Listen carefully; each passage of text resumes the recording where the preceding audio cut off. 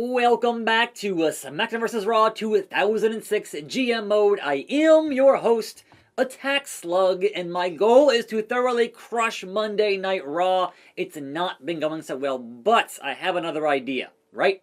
So, yesterday, we traded away two superstars, and we got in return Undertaker and Kane, the Brothers of Destruction. Great. And I'm hoping that they were in different rivalries, therefore, I ruined two of Raw's ongoing rivalries. But can I ruin a third is the question. Because if there's one thing I do know, it is that your current main event rivalry over on Monday Night Raw involves Bret the Hitman Hart, who I can't get, who has like 100, but he's fighting the game Triple H. And if I steal Triple H, that means Bret has no opponent. That means no more 4.5-star, 5-star matches heading into SummerSlam and beyond. So Taker was in a 4.5 deal there, and I'm not sure if he's actually in that feud or not. It was a 4-man battle royal. I don't know what Raw's rivalries are, but I took that dead man from them, and of course, Kane in this one over here. So I at least ruined one that I can think of.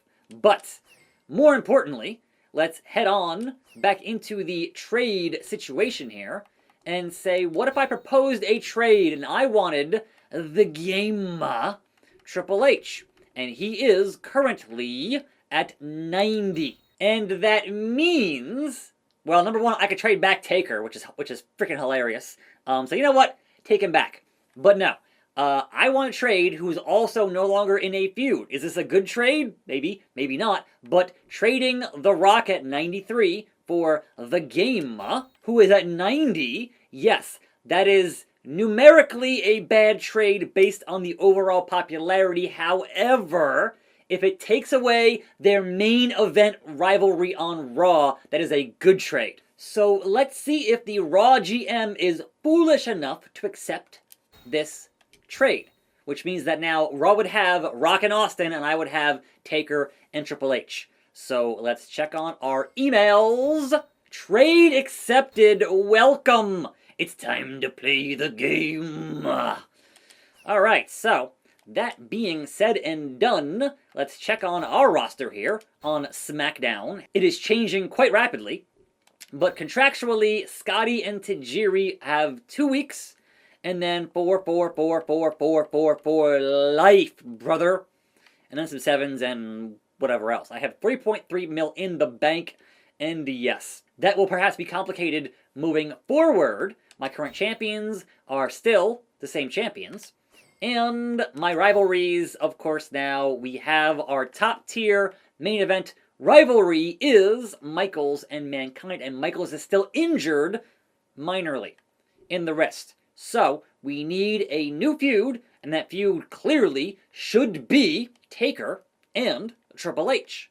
So it's all about the game and how you play it on the go-home SmackDown before SummerSlam. I stole the top feud. I denied Raw their top main event title feud for SummerSlam. Pat myself on the back here, Barry Horowitz style. So, let's go here and book some main event matches now.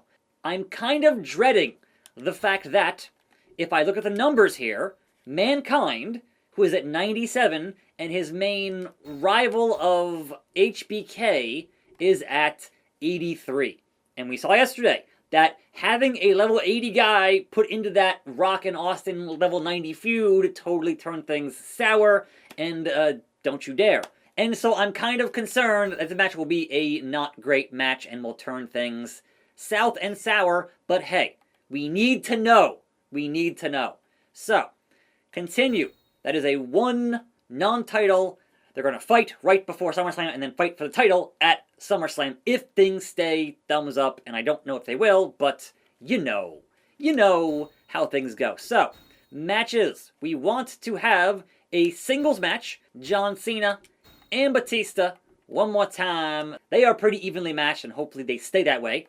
So, Cena, Batista, honestly, what I can do here is I can raise Cena's popularity by causing Batista to lose by making it a handicap match. As long as the added superstar has a same or similar level of popularity, then it should work. So a 1-on-2 match, it will be, on one side, Big Dave Batista. On the other side, it will be John Cena at 85 and Triple H at 90. We're going to set up our feud for Triple H and Taker next time, because it don't matter for SummerSlam. So right now, I want to have Batista lose to raise Cena's pop, lower Batista to get him more on an even keel for that deal.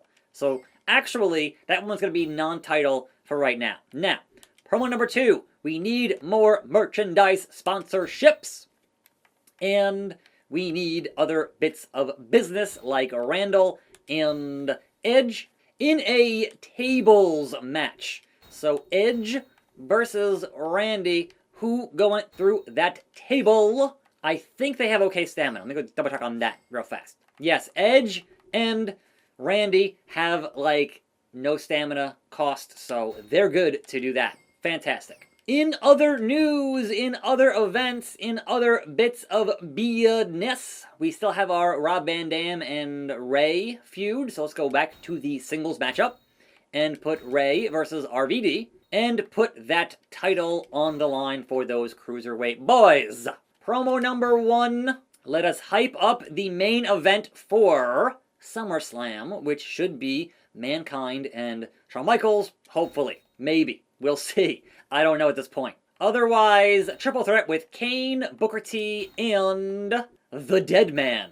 So Kane and Taker and Booker, I don't want a feud to start, so obviously triple threat matchup going on there. And in your opening fatal 4-way, we will have Christian, Regal, Tajiri in here somewhere, Tajiri, and the Ayatollah of Rock and Rolla, Chris Jericho. So all 4 men booked in that.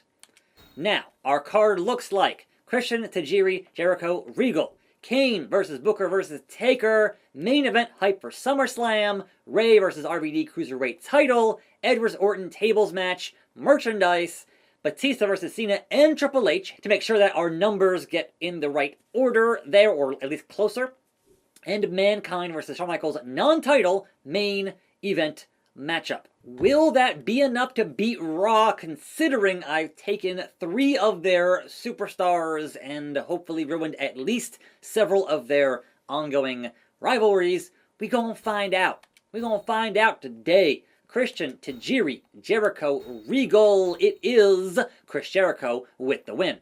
Kane, book, and take. It is the Dead Man for the win. Oh, yes!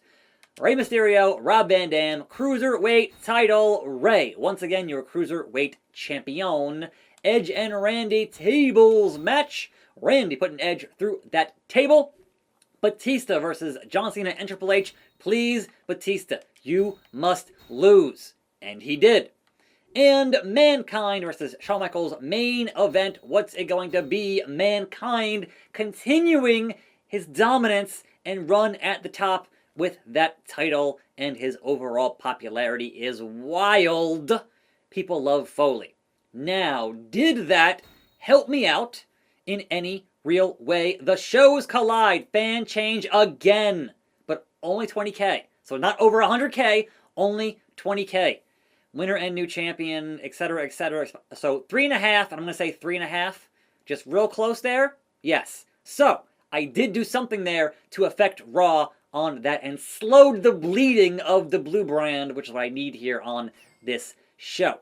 But, are my rivalries still intact? First and foremost, the shows. Raw results. 3, 2, 2.5, 3.5, 4, and how?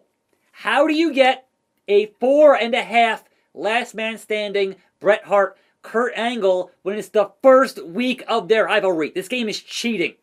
Absolutely cheating. That's not fair. That should be 3 stars, 3.5 at the max for the first week. Like, you need to build the 3 thumbs. That's garbage.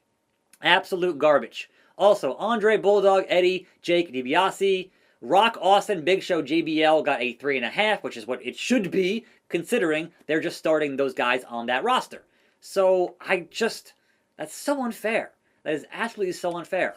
Meanwhile, SmackDown gets 2, 3, 2.5. Oh, that one's done. That one's done. 3.5, 4, and 4.5.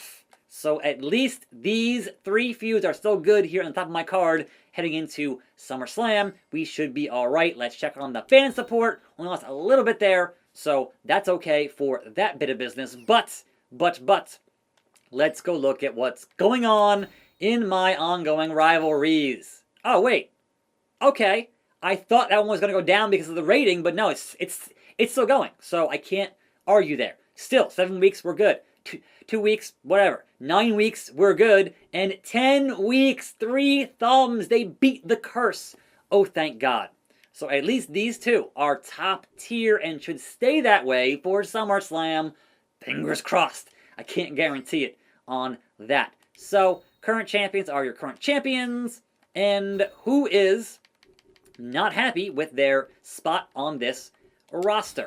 Okay, Edge wants to win. Cena wants a title opportunity. So, yes, Cena and Batista, U.S. title, SummerSlam. Come on now. Scotty still wants to win, we know. Shelton Benjamin wants to work a match. We'll get to you, Shelty. Don't worry. Don't worry. But in my fatigue levels, we have Batista, Cena, Jericho are not even halfway. And everybody else is good, but Shawn still has that minor injury, so I can't book a crazy Hell in a Cell for Shawn. I don't want a major injury from that matchup, considering he's in the top feud of the brand, etc. etc. Now, contractually, sure. Scotty, you can get another 5 weeks, so let's do that. 5 weeks for $100,000, why not? And Tajiri can get another under $100,000 for the Buzzsaw, who has a terrible 36 there in his pop. I'm sorry. Now, we got 3 weeks here for Booker, Kane, Mankind, RVD, Shelton, Triple H, Taker, and Regal. 1, 2, 3, 4, 5, 6, 7, 8 contracts coming up. That's going to be very costly for at least a handful of those. So, we got 3.4 mil in the bank. And, okay, next time will be a SummerSlam. And that might need me to call that match between Mankind and Shawn in that main event for that World Heavyweight title. If the voice holds up, we're going to find out. But in the meantime, I am your host, attackslug. More videos on this channel. What does Vince want? Alright, yes, the first cross-branded pay-per-view. Who puts on better matches? And I have the most fans, therefore I get the main event, which will be Shawn and Mankind in that main event for that world title tomorrow. Next time. I'll see you then. See you here. See ya on the channel. I'm attackslug, and I'm out.